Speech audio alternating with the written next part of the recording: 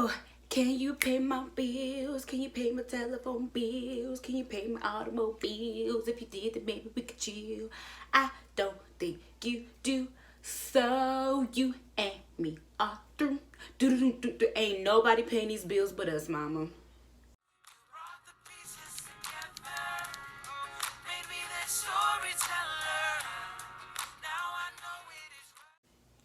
Hey mamas, welcome back y'all to my channel where we talk about the good, the bad, and the trifling of being a single mom depending on Jesus and our guts to guide us through our masquerade. If you know, you know. It's from Mulan. Y'all, I quote Disney movies a lot. So anyway, so in my video where that was loud. In the video where I talked about us downsizing, I talked about a big reason why we downsized when it was time for us to move was because it was such a financial burden living in that house. I just could not take it. So if you're currently struggling with your finances, if that's something hard for you to get a handle on, trust me, I have been there. I am just now coming out of it, but I got some tricks and tips for y'all. Tips and tricks. Nevertheless, I have one tool that is really going to help you, and I have 4 accounts that I think every single mother should have in order to help them establish and grow their wealth. So keep watching. Okay, so before we jump into what we need to do and what accounts we need to have, the first thing you have to do is reshift your focus. I know that sounds so simple to do, but trust me, it makes a big difference because honestly, to be 100%, I'm not necessarily doing anything really differently now than I was before, but my why has become way more clear and my focus has shifted. So before it was like, oh, I don't want to be in debt and I don't want to be broke because I don't want to be broke. Well, no, duh. Nobody wakes up and was like, I think I'm gonna be broke for the rest of my life. That's the move for me. Like, nobody does that. So reshift your focus and get very specific on your why and your purpose, because trust me, you're going to get burnt out. You're not going to want to do all of this stuff all the time, and when you know your why, it just helps you. Okay, so we got our why together. The very first thing, the tool that you need is so simple. Y'all gonna be so mad. It's called a budget. I know, and some of y'all like, duh, I already knew that. Okay, well, are you doing it? No. So therefore, get yourself on a budget. Okay? So you cannot budget your way to wealth, but budgeting is going to be your #1 tool to get you to wealth. So I'm going to show you guys my budget, tell you how I do my budget every month, and then show you this little tool that I use. It's an app. Y'all got an app for everything. An app that has been really, really tremendous in helping me get and reach my goals. Y'all keep me lifted in prayer because I'm over here trying to be Erykah Badu little sister, and these things is heavy on the top of my head, baby. Like, oh, my neck is hurting, y'all. Ooh. Woo, okay. So I used to hate budgeting. I hated the word budget. I used to think budgeting was for dorks and nerds. Turns out I'm a dork and a nerd because I absolutely love, wow. Take 7. Somebody decided to stick their finger in a hole in the table where the child got his finger stuck. Anyway, so you have to, what was I saying? Okay, that's what I was saying. So I actually really love budgeting. I love it because now I don't think I know how much money I have. At all times, I know how much money I have because I do my budget for the entire month at the beginning of the month. So there really aren't too many surprises in my bank account. So I kind of do my budget in 2 ways, but it's so simple. So the first thing I do, I actually have a little finance budgeting binder, whatever you want to. Don't pay no attention to how I look. These posts not even supposed to be in here. It's supposed to be on my wall. Anyway, that don't even matter. The moral of the story is, so I have my budgeting binder, but I also use the app called Every Dollar. I know people are like, oh, work smarter, not harder. I'm the type of person, I have to do it these both. Ooh, I have to do it both ways because I need to take pen to paper and physically write it out. That's how it sticks in my brain. And then I also use my app. So I'll post the I'll just post like how the app looks. It's called Every Dollar Is Free. It's my favorite word. It is by my man's Uncle Dave, but it literally just helps you keep track of all your money. I actually have Every Dollar Plus, so it's connected to my bank account. So any transaction that I do, I literally just drag and drop it wherever it belongs, and you'll see that on the side. So at the beginning of every month, I write down, actually, I'm going to show you guys my April budget. So I start off every single month by writing down the expenses I expect to have for that month. You'll notice that for this month, there is a very major expense that is not on my budget. If you see it, tell me what it is in the comments. Then I go in my paycheck. For that month, I split it down the middle, and I take out half of a budget line for this check and half for the next. So my rent is $9.19. So I take out $459.50 on one check and then $459.50 on the other check. I do that for every budget line every month. It makes it really easy. And well, first I take out tithes and offering, but then I split everything right down the middle, take out half on one check, half on the other check, and that's it. Put everything on your budget if you don't know how to budget, or maybe you do, maybe you just want to see how I do it. Everything down to the cup of coffee you have every morning at Starbucks, put it all on your budget. I automate all of my bills. That's not true. I automate most of my bills. So like my rent was automated, but with this whole Rona situation going on, I stopped it just because I don't get paid on the same dates every month. So like I don't get paid on like the 1st and the 15th. I get paid every 2 weeks, but it's not always the same date. And I just, with everything going on, I wasn't sure. So I stopped automating that. All my other bills that are not automated, and some people are not going to like this, and I really don't care. Cash, baby. These are my best friends. My cash envelopes. You can see, look at this one. It's so janky and loved up on. I use cash for everything. Like gas, groceries. If you ask me for some money, you'll probably get it in cash. Because it's just easier for me, because when you carry cash in your hand, you know how much money you have. You're not like, oh, ain't nothing worse than when you go somewhere and you swipe that card and you praying like, Lord Jesus, if you were ever real. No, I don't have to worry about that. I know how much money I have at all times. So here's the other thing. You are going to have to learn how to say no if you don't already know that word. So like I said, I put everything in my budget, and this is the part of your life where you get to pull out that I'm a single mama card. Like, it's just me in my house that's working. That little boy ain't got no job, and even if he did, it ain't doing nothing. So I had to learn how to say no. So I put in my budget a line in my budget for giving. I allocate a certain amount every month, like outside of tithes and whatever, to give, like if somebody asks me for money. And it's okay to say no, and you don't have to give an explanation. And my favorite line, it ain't in the budget. So like most recently, somebody asked me for some money. I was like, oh, it's not in my budget. Like, I'm sorry. I have to make sure that my house is good first and foremost. But it's not even just about that. It's like, I have this money set aside.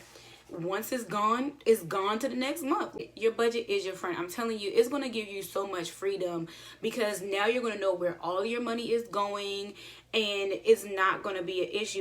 So we talked about our budgeting. So these are the 4 accounts I personally think every single mother should have. This is me trying to point you in the right direction. By no way, shape, or form am I saying this is absolutely what you have to do.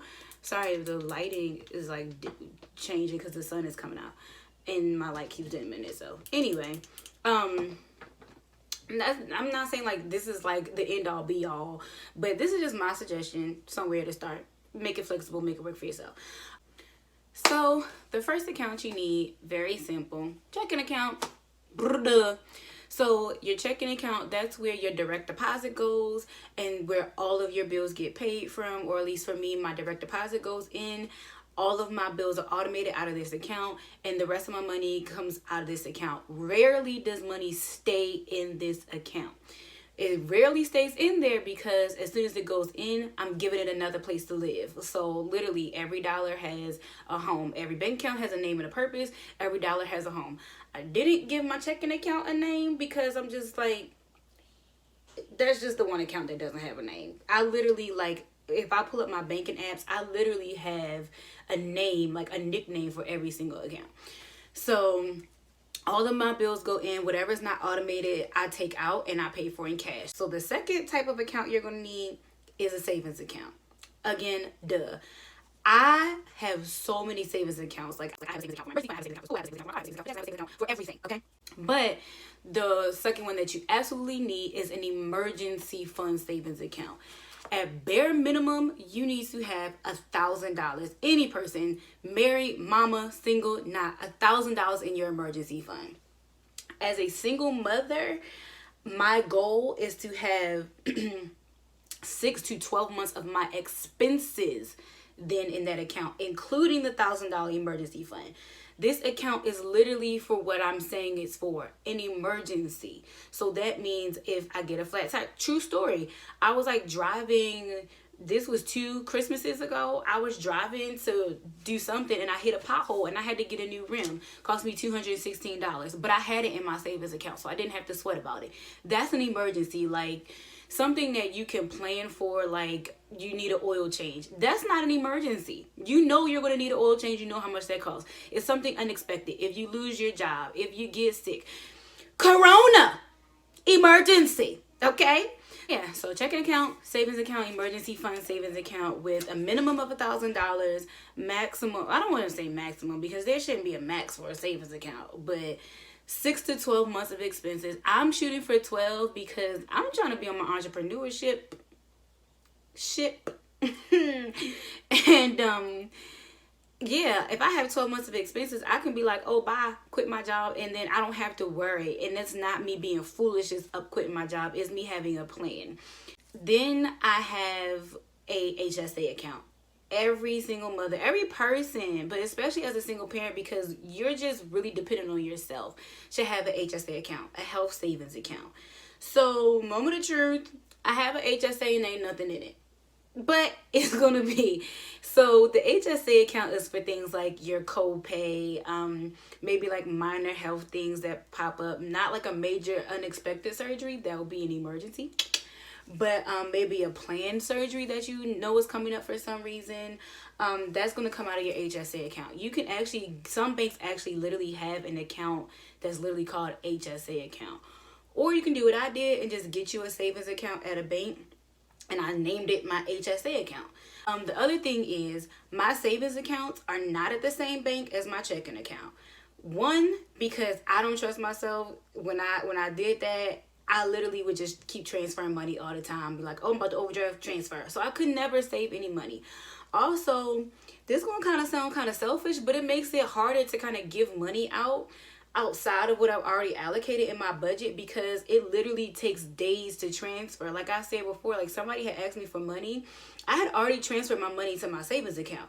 So I couldn't get that money back if I wanted to, because it takes like 99 days for it to come over. So this is just part of my self-discipline. I don't trust myself enough. I don't keep my money in the same bank. So checking account, emergency savings account, health savings account, and then you need an account for your child or however many children you have, so that might be more. Again, it's kind of like a duh, but people aren't really doing this. So for Jackson, for his savings account, that baby always getting money from somebody. So all of his money is in his savings account. I also have an account specifically for his school tuition. So right now he's in preschool. We have to pay for it. It's not cheap. So it comes directly out of that account.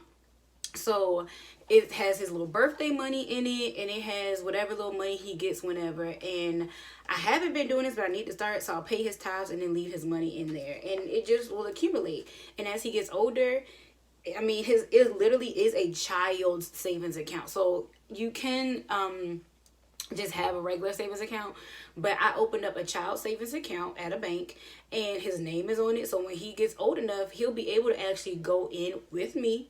I hate it when my mama would do that, but he'll go in and be able to take his money out. I'll teach him about tithing. I'll teach him about giving, all those things, but that's his money.